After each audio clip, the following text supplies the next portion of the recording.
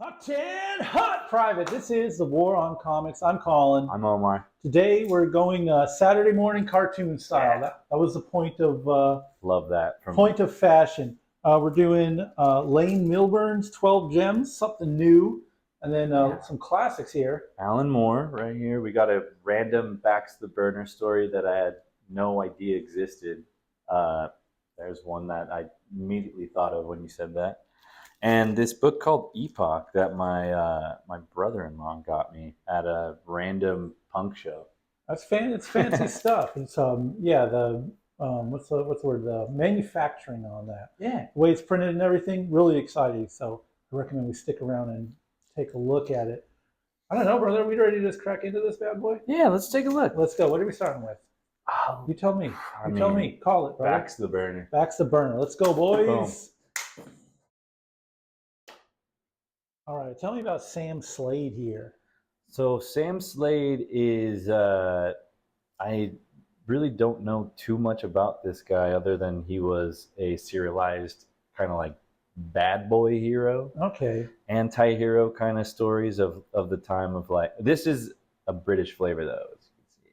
Yeah. This is so it's like UK stories that were published in the US. I love like the junkiness of this. I think a lot of this stuff has sort of been like repackaged or represented in like kind of more, I don't know, for lack of a better word, fancier, highbrow context, graphic novels, yada yada. But this is a grind. This is like this is someone hustling. This is like, what can we get away with? How much cheaper is it to, license these stories? It opens with a really funny thing about self-publishing where he's like, I don't know, he kind of raises a good point where he's like, look, you can self-publish, but no one's going to promote your stuff. Yeah.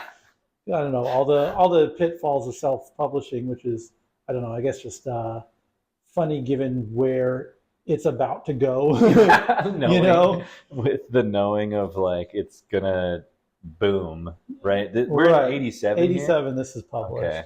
And yeah, it's just funny to see someone as a publisher kind of hemming and hawing about it. Not a full bootlicker, so to speak, but also, I guess, there's someone giving you the reality of it, which is like, yeah, you can publish it, but think about the investment. It's kind of saying, not to harp on this too long, but he's like, look, if I put your stuff out, as a publisher, I'm taking a risk. I want to get some rewards. I want to own these characters forever and eternity. And it's like he has to be like the glass half empty guy, obviously. Right? Like, he's kind of playing that part of. I mean, this is the dude making the deals. I don't know, like as an artist, they weren't making a whole lot or anything. Yeah, and it's also funny to hear a guy kind of. It's tough to take his word as like a paragon of integrity when you're getting into some pretty scrupulous material here. We're leading with Alan Moore. Now listen, I'm saying this as like an Alan, I am Alan Moore's strongest soldier, okay? Yeah. I'm out here defending my man to the bitter end. I'm a huge enthusiast, right? Right. And as an enthusiast, I think I'm speaking for probably a good chunk of the population here, of my compatriots, if you will, where I say that the biggest scam we get is repackagings of these 2000 AD and Warrior stories that he did pre-Watchmen. I mean, I hate to say it, but Alan Moore before Watchmen just isn't that good. He hasn't caught his stride. It feels off here. There's a huge evolutionary leap, and they're fudging the numbers because this says 87. Every place you look in here will say it's copyright 1987, but this definitely came out in 1982. And then, like, why make it so tough to discern? Yeah, right. What is that? I mean, I think in general, this comic is predicated on Americans not knowing what the hell people are publishing overseas, right? So if they tip their hands and say, hey, these are 5-year-old serialized comics, it maybe doesn't seem as appealing. It's losing the novelty factor, I think. Like, maybe people are going to be like, oh, what? Like, this is coming late? Yeah, they want to collect this. Yeah, I know. And they want, I mean, this is great art. Sick. They're totally right to be reprinting them. These are great. Steve Dillon, man. But this is, even the formatting, I know this is like the top of a big page. This looks fucked up. Super cropped, super jank.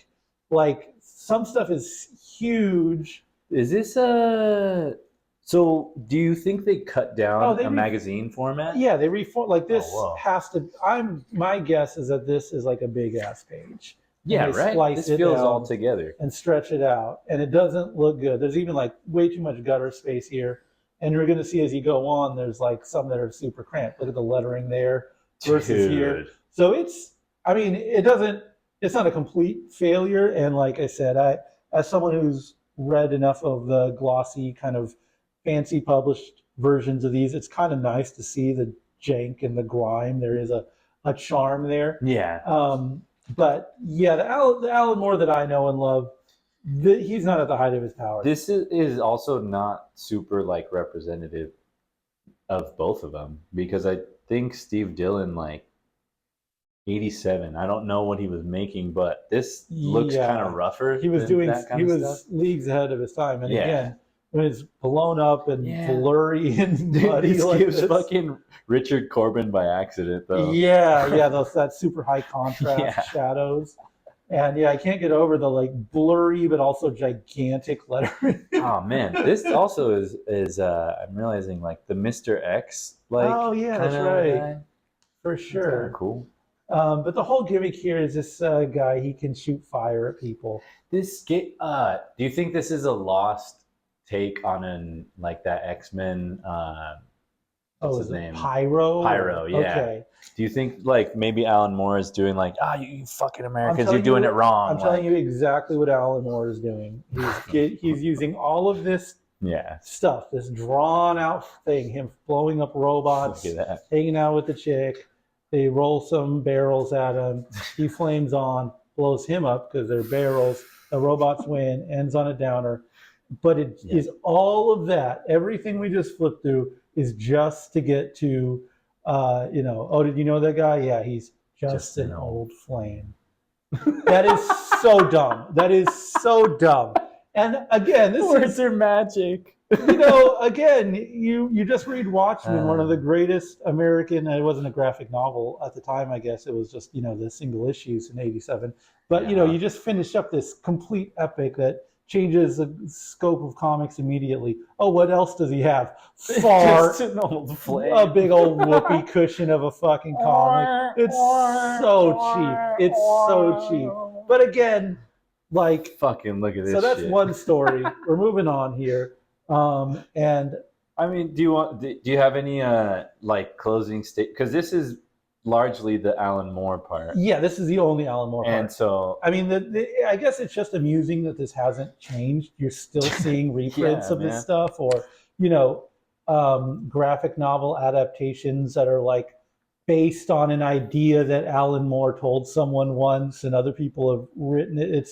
It's ridiculous how deep into you see Alan Moore's name on a cover, as big as it is. Yeah. You have to really get in the reads before you're like, okay, did he script it? Did he plot it? And if you know Alan Moore's stuff, that's the whole appeal. Like, his ideas can be great, but like what you're really getting into for an Alan Moore comic is panel to panel transitions, page layouts, like the symbolism behind things, which you're not going to get unless he's writing it. His scripts are notoriously super detailed. So, if it's based on an idea of Alan Moore's, if it's based on a poem he wrote, if it's honestly even this early stuff that just isn't him being who he is, like, it's a cash grab. And he's doing jobber kind of style, or catching his stride. I mean, everyone's allowed to, you're allowed to rough be around the before edges. before you for sure are that shit. And there's like Jack Kirby and Steve Ditko comics that are like westerns, or like them very much bound to draw in the style that they're bound to draw in. And it's like, if you buy a Steve Ditko comic from 1940s, you're not really getting what you want, which is the post Spider-Man Ditko. He hasn't developed his language yet of like the form, like in Mr. A, or the one that we the Question, right?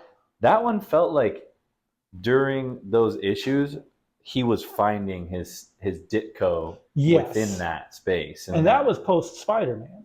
So he was off the leash then. That's those early Question stories to me are like kind of maybe not Yeah, I'd say peak Ditko. I mean, it's a little contrarian not to say Spider-Man, really. But these, I mean, we might need to circle back on that one too because they're the Alex Toth. Like I think about that Alex Toth page in the back, Yeah. but the question and just Steve Ditko as like who he became too after that. Yeah, just going full, like just no shame about just injecting the Ayn Rand philosophy into things. No, that's great. Super, but that like isn't as potent to me as like the question stuff. Right. The question feels like he has to like these ideas are really out of the box at this point in time. Yeah. So he's kind of like he's still working there. All the themes are there, but you're seeing like, you didn't pay this man his daily worth. Therefore, you are a criminal. They read like proletariat chick tracks or some shit. Yeah, like that. It's not, but you could still read it as just like a hard-boiled comic. This era of Alan Moore to me is like, again, he's finding his stride. It's fine, but it's not the Alan Moore that I know and love. It's no Swamp Thing, put it that way. They juiced this a little bit. For sure. They definitely juiced. I would be fine with like if they kept it, if they just shrunk it. Yeah. And I feel like that would have been a better read. But it feels broken up. I feel like this is in a weird time in comics. For sure. When you could get away with it, frankly. There you go. I mean, what message boards are going to tell you not to read this? And honestly, looking back, he's definitely shilling. Yeah. I'm not going to lie. He's shilling, and maybe it's because he doesn't, or whatever. We're reading maybe hard into this, but it's like, just give the guy his due. Yeah, I mean, this is reheated nachos. There you go. There you go. But that said, again, I think the cheapness is really charming. This stuff is cool as shit. This is fucking fun, man. Yeah, this is your. I'm 8 years old. I'm playing with my He-Mans. I'm having a blast. Don't ask me what the hell is going on here. This was the sleeper actually, because I obviously I picked it up for the Alan Moore. Right. I picked this up at SoCal Comix and was just flipping through the dollar section. Yeah. Dude, this page opened up, picked it up. Yeah, this is beautiful. And the formatting isn't too jank either. No, this one reads like this size comic. Absolutely. And it's all too brief. It was quick. I think Ian Gibson too, like do you know much about this stuff? I don't know. I'm trying to remember if I've read Alan Grant stuff.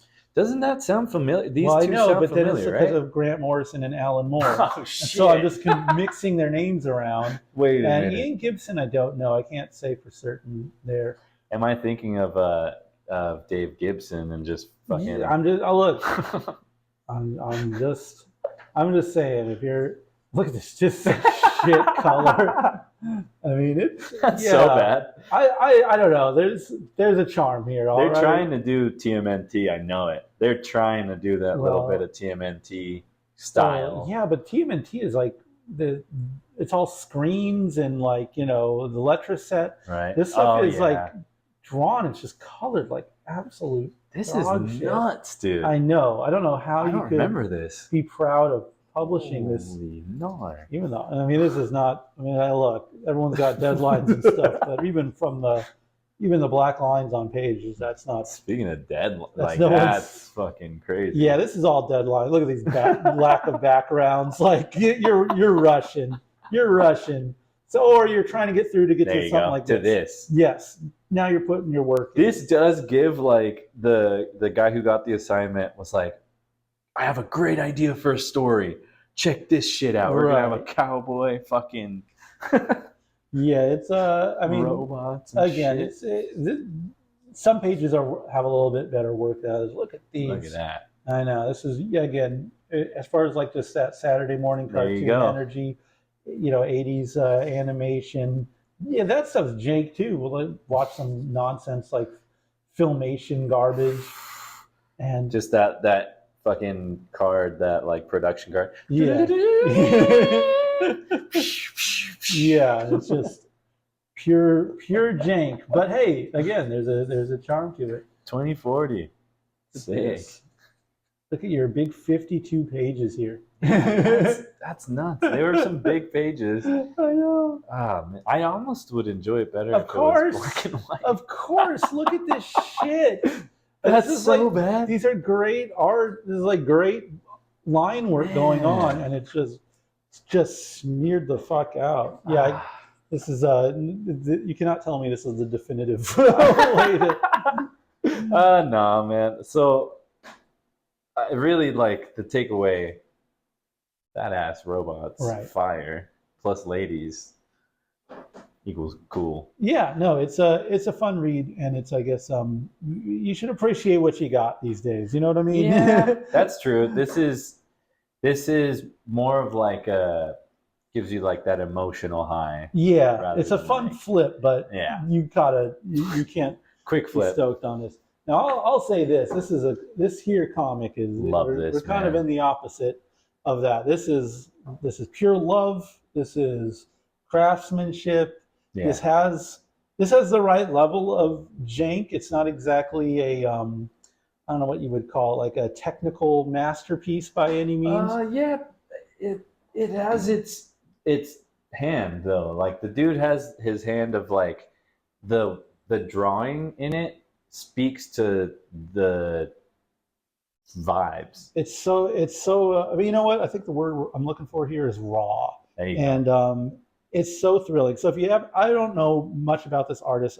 He has same. one, maybe two other books under his belt, and does the zine thing. So I'm behind on his works. I was actually kind of stoked to check his Instagram. He's like a traditional metal guy. Oh, fuck yeah. Repping Cirith Ungol and shit like that. Damn. So I'm like, all right, this guy's cool. I mean, it's not really that surprising when you're reading the book, but it's like, you can feel it. Yeah, nice to have confirmation there. Dude, the Easter eggs of the music Easter eggs in there are insane. For sure. And so it's no surprise that he's backed up by motherfucking Fantagraphics. Which is, again, I don't know how the hell he came across this. This is like one of those pure happenstance things. It might have even been like just torrented a pack of comics and like liked the digital and was like, I'm just gonna go buy. Don't you love those people that like just include the cool shit? Yeah. I don't know how. Anyways, one way or the other, though, I came across this, and I'm Baltimore, man, kind of like very much so enthralled by this. So look at that, and like, it's not hard to kind of understand why. Again, it's like it's just energy, you know. Like there's a lot of time and effort put into these backgrounds. It's not haphazard, but at the same time, there's I don't know. It doesn't look overly polished. It doesn't look too clean. You know, anyone I think who was trying to do something a little more commercial might like clean up some of these expressions or something, or you know, I don't know. Wouldn't be so comfortable with just like basic cross hatching there. But I couldn't change a single thing about this. The energy is so raw. It's just right out of like. It's something that if I got this when I was 12 years old. I would still be drawing like this today. Yeah, dude, you know, definitely. It would completely dominate my life. And I suspect that maybe guys like this would have been kind of gate kept from the industry, so to speak, at that point. Maybe because there's just too much money to be made from having, you know, more crafted kind of things published. Yeah. So this stuff, reading it now is, again, kind of makes me appreciate and makes me hopeful for the state of things now, as opposed to always looking back with rose tinted glasses. Because this is so special to me. It's very pulp. It's very genre. You know, there's not really a highbrow statement, but clearly, you know, the fact that it's Fantagraphics doing it and isn't like some weird, like I don't know. What are those like? I'm trying to remember those comics where it's like they're like Coomer comics. Those like Fable ones. Oh. You know what I'm talking about? I'm talking out my ass. It's like Grimm's fairy tale stuff where it's like, I don't know. There's a whole world of really crappy modern, Dude, basically cheesecake comics that are pretty mediocre. And I think with a lot of genre stuff, it'll fall into that kind of presentation where, I don't know, there's nothing particularly special about it. But this is like This is amazing. presented again. This is Fantagraphics. This is a graphic novel format yes. of like this space Yeah, adventure pure shit. Like to me, to like spring on your point is that this dude is doing like a reverence yes. of like he internalized that feeling and is like throwing it out there. And I don't think this is like man. totally the lighting and stuff, the contrast. It's great, Crazy. but I don't feel like this is someone like lamp shading, as they say, or like trying to draw crappy. No, yeah, this is work. This feels great for sure. Yeah, and I think he's drawing this to the best of his capabilities, and it shows that if it was like, I don't know, trying to be, this part was incredible. If it was like a more cartoonish, like a Johnny Ryan style or something, it wouldn't be worth talking about, I don't think. Nah. But all of this, like all this ink on the page,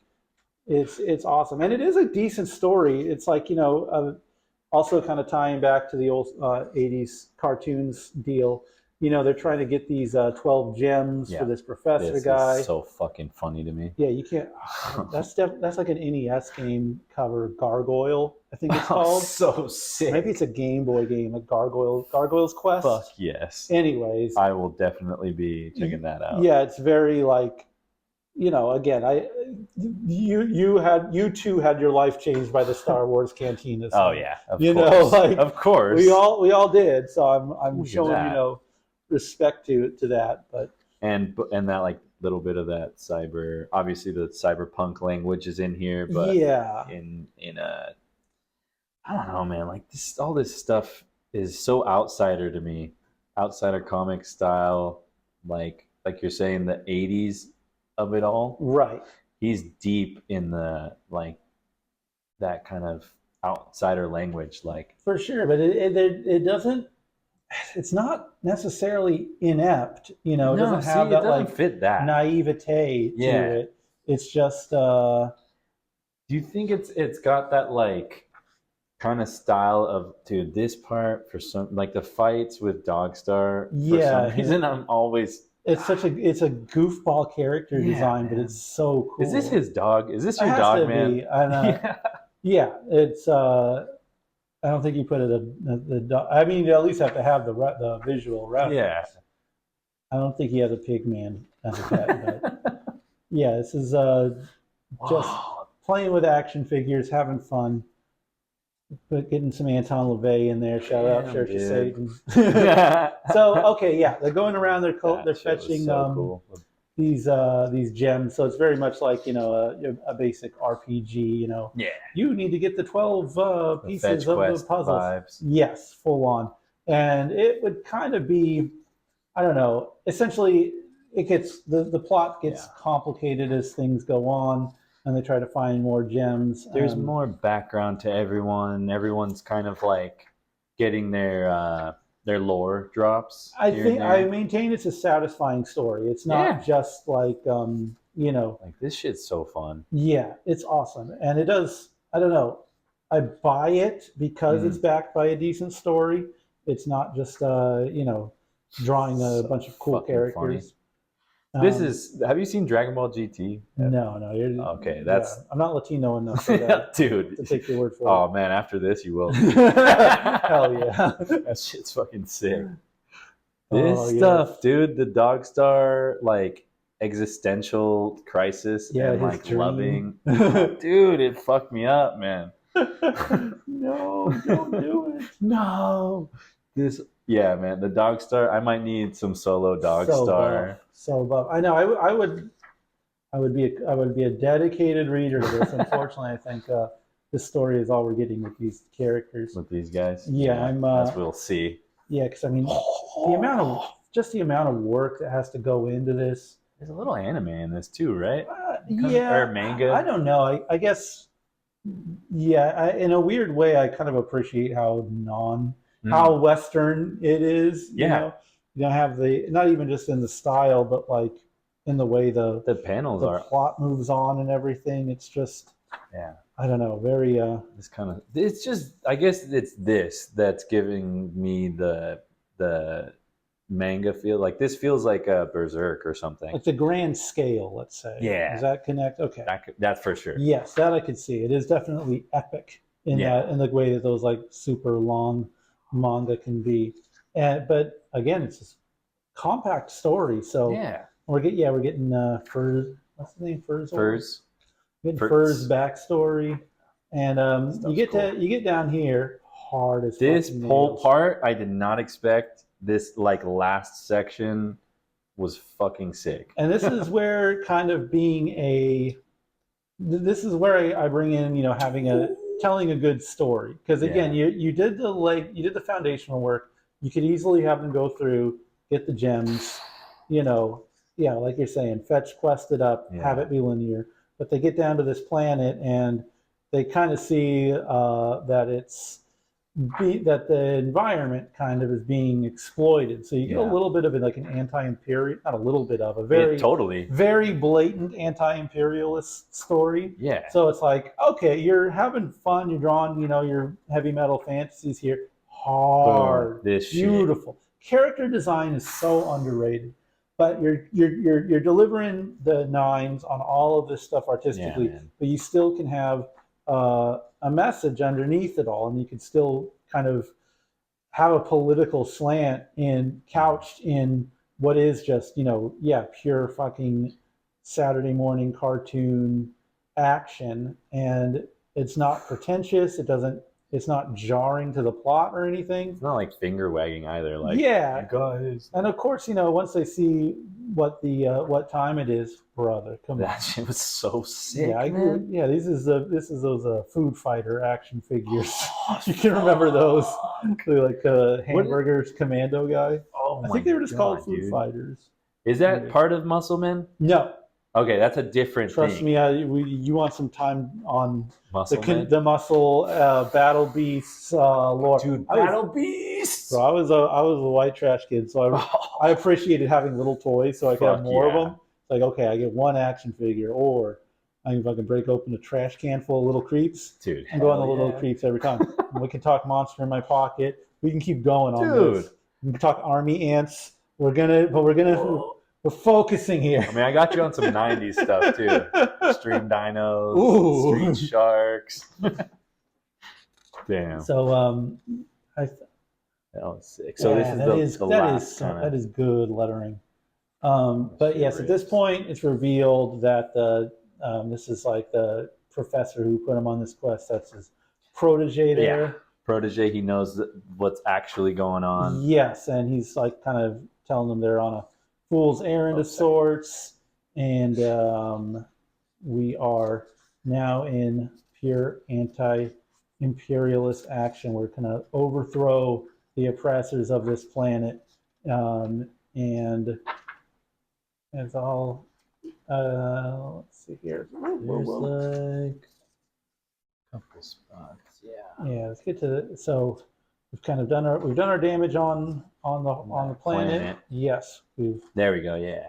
We're now taking on the wait. Why? I don't know why the Moon Man is Wolfman there. Look, interesting. You're right. Huh? Do you have anything to complain about? Don't talk to me about it because I'm not interested in hearing it. So we're going. We're gotten off the planet here. We're going back to bust up the professor. And I don't know. I guess it's kind of a Dr. Freeze thing, right? The professor is trying to get these to rescue his beloved, which is, I guess, in a weird way, is a bit prescient, right? Because this is a figment of his imagination. This love, it's this robot creation kind of thing. Yeah. So not unlike everyone falling in love with their chatbots right now. Yes. Shouldn't say everyone. I think it's a little overstated, but you know. Oh, this was badass though. The number should be 0, and it's higher climbing. than that. Yet it's climbing. Dad, I love this panel. So hard. I mean, look at this. Yes. So now this is where I'm in. Yeah. The professor guys, he's getting his revenge for these guys botching it, and story wraps up nice and tight. We're having a big old space. Come on, you want to have a dog piloting a ship versus a space Dude, robot. Like, just think big, you know. This is the beauty of comics. You can do anything, suspend your fucking disbelief, anything, man. and yeah, it's I love this shit. yeah, it hits him in the weak spot. Total like Konami game or Yeah, something. dude. Very life force. Star Fox. Yeah, I mean, pure it's Star Fox. yeah. And then boom, our heroes save the day. We're off, and it's all wrapped up nicely. I like this one. I'll think about it. So yeah, I don't know. We can. Oh yeah, and there's of course there's always that You gotta leave it open. last possibility. Look at all this work, man. This is a lot of ink on page. Yeah. Yeah, great Oh, there it is. comic. I have no notes. Yeah, Just, man. No fucking a notes. good time. I guess my only note is more people should read this guy's stuff. Yeah. It's very high quality, and I'll definitely be. I don't know why. You know how things are. You put things on the shelf. You don't think about them for a while. Then you go reaching for something. And you're like, what the hell else is he at? There's a bunch of other comics. It definitely deserves a spot on the shelf. This is probably, I mean, for Fantagraphics too. You know, you got some competition, obviously. Like, so you're gonna be compared to some stuff. But if I were to compare you, or to compare this to like other Fantagraphics homies, I feel a lot of Klaus in this. Yeah. Yeah, there's a good amount of Dan Klaus style, like sci-fi at the very top. At least with there's like the story that they covered on Kayfabe of like that. Just to me is feeling like Klaus doing his biggest or his best Ditko. Oh, There's yeah, some parts. Okay. I mean, there's like a that kind of there's style. a there it is a little self-aware. You know, like I think Yeah, it okay. knows that it's being silly. I guess it doesn't take itself too seriously, but at the same time, it's committed enough to where it's not. I don't know. Just you fall into this realm of just being like, well, if you don't care about this, then how do I care about this? You know, Yeah. if you're being a goofy goober, I can't take you seriously. And I think it's just hits that perfect chord. Like this is exactly the tone that I like wish that, more yeah. comics would have, where it's like, yes, it's going to be silly. Yes, it's going to Yeah. be a little nostalgic style, but at the same time, it's a serious story. It's some serious work. You can take this as seriously or be as dismissive of this as you, the reader, like. Honestly, yeah, it has that thing of it. I don't think he gives a shit. Like, Yeah, it gives the like the dude just put down his passion. It is in a lane of its own, and Yeah. I really appreciate that. Dude, Speaking honestly, good on you, Lane Milburn. we dig it. And speaking of works of passion, we got some. Oh yeah. Tell me about this guy here. I Okay. really dug this. So this was a book that I know nothing about. I didn't know this dude's a musician. This was bought by my brother-in-law. He's like told me basically I saw this looked like it was right up your fucking alley, and it is. Yeah, it's tough as nails. This shit. The whole manufacturing is great. It's like I don't know. I would say it definitely inspires me to just want to draw for the sake of drawing. Right? This one for some reason does hit that nerve. Yeah, and there is something about work that isn't especially There's technical. Check this out. Yeah. Boom.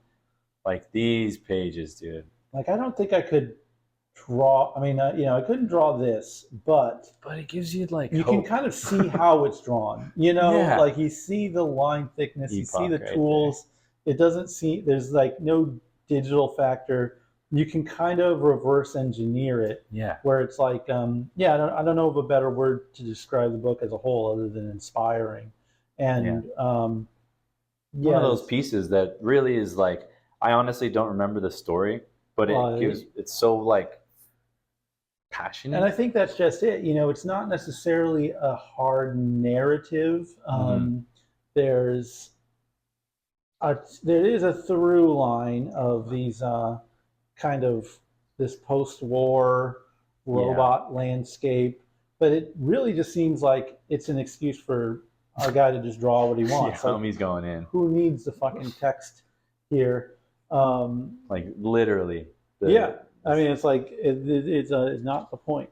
And it's a showcase for art. And again, it's not like the most technical art in the world, and it's not really presented in such a pretty way, but there's an energy to it, Mm-hmm. and there's an excitement and a page turning to it, Yeah. and there's a tactile quality where you just kind of can, I don't know, feel the brush strokes coming out. You can feel Definitely. the I pen mean, lines like the faces on the side, like all this kind of like little detail. packed in, and it's like all the parts that are fun about drawing without any of the lame shit. Yeah, so true. You don't really need to, like, yeah, what you want Look to at draw a this. background, don't draw a background. It's like some Katsuhiro Otomo shit. You want to get lost in the sauce with the wiring, go to town. Look at that. And there's kind of a balance to that, like super detailed, negative space, good design work. I got no. That's complaints. a good one right there. Oh, the Arzak. Yeah, this is just again great character design. With the blown off arm, they look like a toy or something. Yeah. But at the same time, there's all the proper detailing. This almost feels. I don't know what's going on. Like I'm reading through it, it feels like an alien TV show. Like you're just But I remember here. And so yeah, this is the closest to a narrative I think that you'll find through it, where there's like this post-apocalyptic kind of landscape, but it's all about the details, right? It's all about the cross-hatching, and there is some craft here in terms of like perspective, and you broke out the straight edges on this one. Oh, definitely. Got some of that stuff figured out, and here's our embattled robot. And it's a horrifying feeling in a sense, right? Because you're this, you have some sort of sentience to you. You have some sort of consciousness of this kind of war that went on, but you're the last survivor. You're immobilized, and as a kind of robot, you're just stuck with this history in your head. And once you fizzle out, it's all gone. And our guy kind of fizzles out here. And again, it's not the most profound story or anything, and it's definitely doesn't take a long time stretching it out. But you get the idea across. You get a lot of great art. That shit was cool. You get a great presentation, like this, the stock, the printing, all of it like comes together. Yeah, man. Really well, and I couldn't. It doesn't seem fun to. If you had to pay for this in terms of manufacturing, like all this like stuff here that's going to be kind of lost on people, I would imagine, or would be is a lot of labor, and this stuff ain't cheap, No, I think that's also like, I don't know if you guys can tell all that line work, man. And to your point on the craft, I think this is the evolution of like kind of zine work. Yeah, this is what I mean. There's a very half-assed version of this. Oh, the stickers down here I really like. These are cool. That is obviously like very uninteresting. Yeah. And Silvery this kind paper. this is like, I don't know, the high water mark. This is what all you guys got to work on. Yeah, dude, we will measure you guys like off of this. Epoch, you set the bar. I mean, if you have a good story, and of course, proper zines, my dinosaur idea of it is like, band interviews or artist interviews. If you have some real writing to show, great. But if you're just doing a lot of silly drawings, you better make it look good. And these guys make it look good. So, and bada boom. So Colin has disparaged many pigs, but check it out. If you do good work, we will celebrate. Yeah, I'm not going to shit on zines just to shit on zines. Fuck no, right? I can respect craft here. And again, it's my main takeaway with this was just inspiration. I can't imagine someone picking this up and not wanting to just start drawing. Look at that. Like, you too could have a nice little, maybe not somewhere between a book and a portfolio, to show off your work. You don't have to break out the gloss and the hardbound paper. I guess while we're on the subject, you're familiar with the band Voivod? I remember that. So they're one of my favorite bands, but their drummer is like an artist, and most of he doesn't have a deep catalog, but he's drawn like mostly covers for his own band's records. And they put out an art book maybe like 10 years ago or so. It's been a while since it came out. And he was like, it's always been my dream to have an art book and yada, yada, yada. It's really nice, hardcover, published, and they're such an accomplished group. And he's a great artist. So I was like, I don't know, I got very, I was happy that he was happy, to get that nod, or as he saw it, like a nod from a publisher who wanted to like publish his artwork, which is of course tied into his band and everything like that. It's not like he's an artist in and of itself. He's very intertwined with his work as the band. But in a way, seeing this is like, man, I wish you would just. You don't have to wait to be tapped on the shoulder. Yeah, right. That was his point. He was like, I can't believe, like I've been waiting for so long, So he saw it. Oh, so that's like, interesting, because isn't Voivod like they are more on the anarchist kind of side of things? Yeah, I mean, they definitely know their punk roots and everything, Yeah. and that like plays a huge part in their music. But their records have almost always been released through like metal labels and like even somewhat mainstream major labels at some point, at their peaks.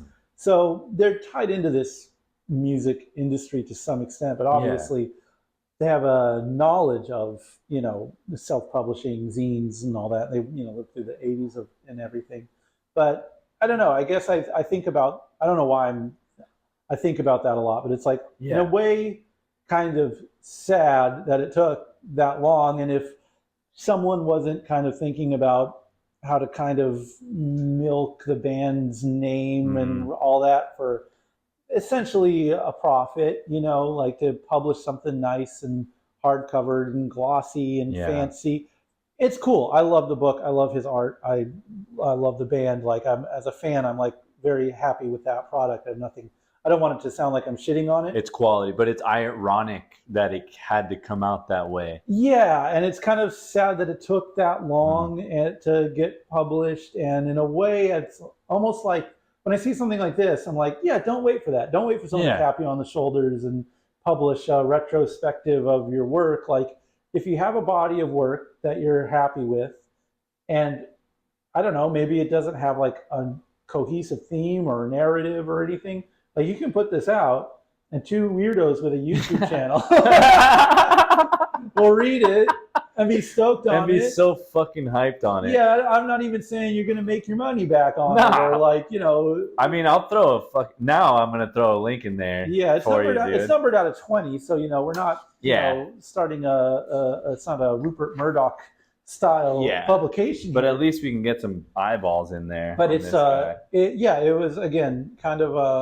a very inspiring. I can't say enough. Really makes me want to break out some pens and start drawing some stuff, which if you can do that as an artist with anything you're doing, it's like salute to you. And I would say the same for our 12 gems here. That might be a secret theme right now. Kind of you can kind of engage with, and it has a tactile quality to it. Random page to open to, and it's like, yeah, don't you want to draw? Isn't drawing cool? Isn't it fun? This is. Look at just how fun this is. Completely thrilling. Just like, go for it, man. And you can draw an alien in the fucking capsule. I don't know. I'll close on this because I feel like I've droning. Well, what do you want to leave them with these books? Like, this is since we sign off so often with military kind of stuff. Like, just like in the way that you do, like, what did you take away from these reads? You gotta, if we're in a militaristic fashion, right? You gotta get in the trenches. There you go. Yeah. Listen up, grunts. You get in the mess hall and start scratching out some pages here. Get to work. Have some fun. Let some shit out of your brain. Have a good time with it. Don't worry about the narrative. Don't worry about the legitimacy of it as literature. Just go draw. Yeah, that's what I'm gonna do. I fucking love that one. All right, Addie's privates.